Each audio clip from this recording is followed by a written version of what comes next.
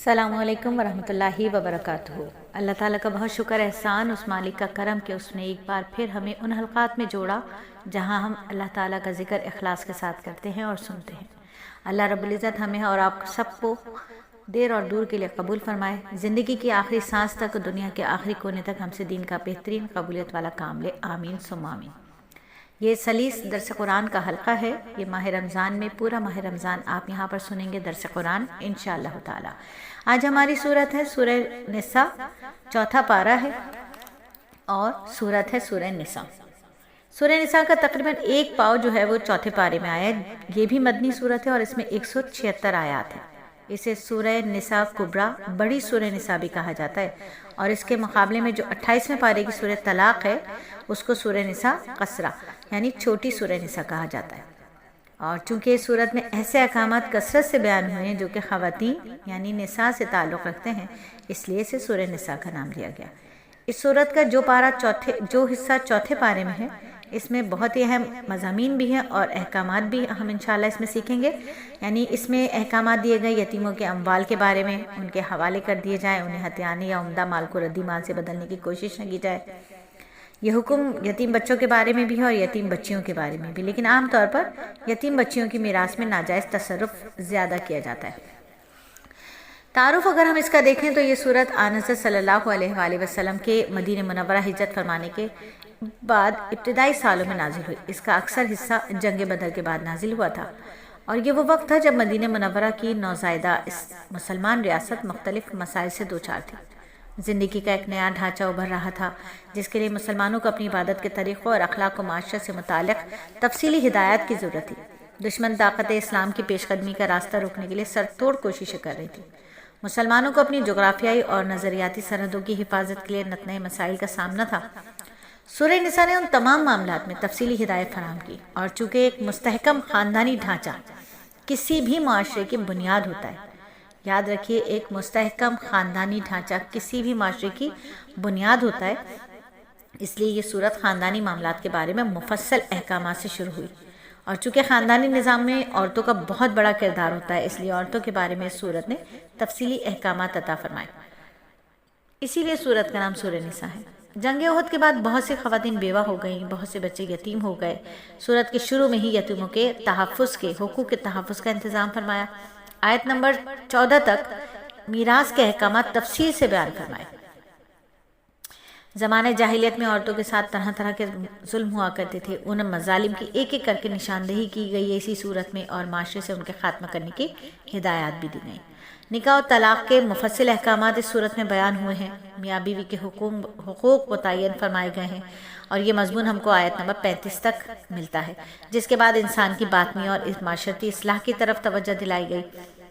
مسلمان جو ہیں، مسلمانوں کو عرب کے صحراؤں میں سفر کے دوران پانی کی قلت پیش آتی تھی، لہٰذا آیت نمبر 43 میں تیمم کا طریقہ اور آیت نمبر 101 میں سفر میں نماز قصر کرنے کی سہولت عطا فرمائی گئی۔ جہاد کے دوران نماز خوف کا طریقہ آیت نمبر 102 میں ہمیں ملتا ہے۔ آیت نمبر 103 میں بھی بتایا گیا مدینہ منورہ میں بسنے والے یہودیوں نے نبی صلی اللہ علیہ وآلہ وسلم سے معاہدہ کرنے کے باوجود مسلمانوں کے خلاف سازشوں کا ایک لامتناہی سلسلہ شروع کر رکھا تھا۔ آیت نمبر 44 سے 57 تک اور 153 سے 175 تک ان کی بدعمالیوں کو واضح فرمایا گیا اور انہیں راہ راست پر آنے کی ترغیب دی گئی۔ اگر ہم آیت نمبر 171 سے 175 میں دیکھیں تو ہم نے وہاں پر ان کے ساتھ عیسائیوں کو بھی خطاب میں شامل کر لیا گیا اور انہیں تثلیث کے عقیدے کے بجائے خالص توحید اختیار کرنے کی دعوت دی گئی ہے۔ اس کے علاوہ آیت نمبر 85 اور 59 میں سیاست اور حکمرانی سے متعلق ہدایات آئی ہیں۔ منافقین کی بدعمالیاں آیت نمبر 60 سے 70 اور پھر آیت نمبر 137 سے 152 میں واضح کی گئیں۔ پھر آیت نمبر 71 سے 96 تک جہاد کے احکامات بیان کر کے منافقین کی ریشہ دوانیوں کا پردہ چاک کیا گیا، اور اسی سیاق میں آیت نمبر 92-93 میں قتل کی سزائیں مقرر کی گئی۔ جو مسلمان مکہ مکرمہ میں رہ گئے تھے، کفار کے ہاتھوں مظالم جھیل رہے تھے، ان کی ہجرت کے مسائل ہمیں آیت نمبر 97 سے 100 میں ملتے ہیں، اور اسی دوران بہت سارے تنازعات نبی صلی اللہ علیہ وآلہ وسلم کے سامنے فیصلے کے لیے لائے گئے۔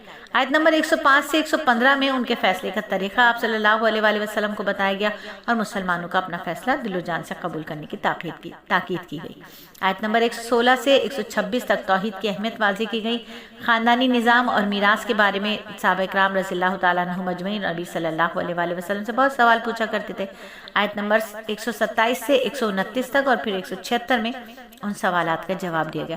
خلاصہ یہ کہ پوری کی پوری صورت جب ہم دیکھتے ہیں تو احکامات اور تعلیمات سے بھری ہوئی ہے، اور شروع میں تقوی کا جو حکم دیا گیا، کہا جا سکتا ہے کہ پوری تفصیلات صورت ان کی تفصیلات کو بیان کرتی ہے۔ تو یاد رکھیے، اتنے سارے احکامات جب ہمیں صورت میں ملتے ہیں تو آج ہم دیکھتے ہیں کہ لوگ یہ سمجھتے ہیں تھوڑی سی عربی زبان سے شد بدھ ہو جائے تو وہ خود ہی احکامات کو سمجھنے کی کوشش کرتے ہیں۔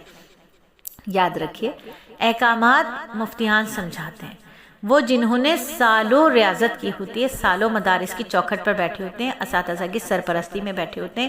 ہم بار بار کہتے ہیں کہ مفتیان اکرام سے مسائل پوچھا کریں، ان سے پوچھا کریں، قریبی دارالافتاء میں جا کر لکھ کر دے دیں، فوراً آپ کا اگر چھوٹا مسئلہ ہے فوراً جواب ملے گا، تفصیلی جواب ہے تو 1 سے 2 دن لگتے ہیں اور پھر آپ کو وہاں سے فتویٰ حاصل ہوتا ہے۔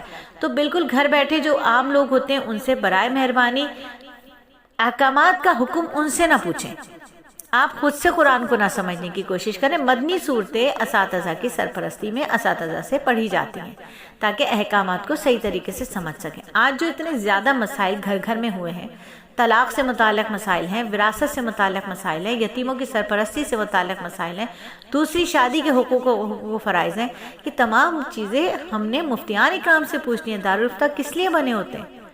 فیس بک مفتی نہیں ہے، واٹس ایپ مفتی نہیں ہے، چیٹ جی پی ٹی مفتی نہیں ہے۔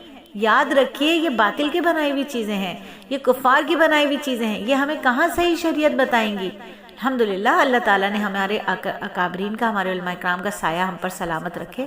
ان کے علم کو، انہوں نے علم حاصل کیا ہے، انہوں نے پڑھا ہے، ان سے سیکھا جائے، ان سے پوچھا جائے۔ تو چلیے سورت کے تعارف کے بعد کچھ بات کرتے ہیں سورت پہ اور معاملات کی۔